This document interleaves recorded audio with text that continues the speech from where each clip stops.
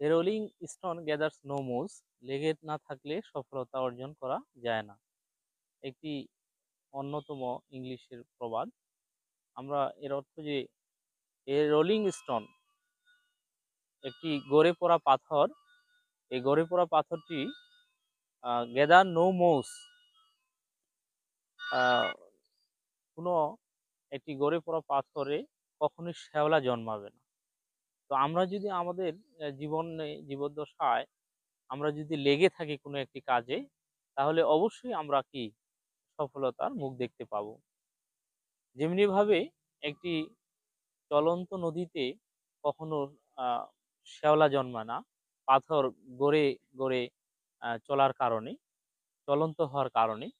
তো আমরা আমাদের মস্তিষ্কটাকে যদি আমরা সেভাবে কাজে লাগাই, আমরা যদি লেগে থাকি, আমরা কোনো কাজের পিছনে যদি সব সময় একদম সাকসেস না হওয়ার আগ পর্যন্ত লেগে থাকি, তাহলে আমরা আমাদের অবশ্যই এই rolling stone gather no moss, লেগে না থাকলে যে সফলতা অর্জন হয় না, এটা যে আমরা আমাদের বাস্তব জীবনে আমল করতে পারি, আমরা কাজে লাগাতে পারি, ইমপ্লিমেন্ট করতে পারি, তাহলে অবশ্যই আমরা সফলতা অর্জন করতে পারবো। All the best. আল্লাহ হাফেজ।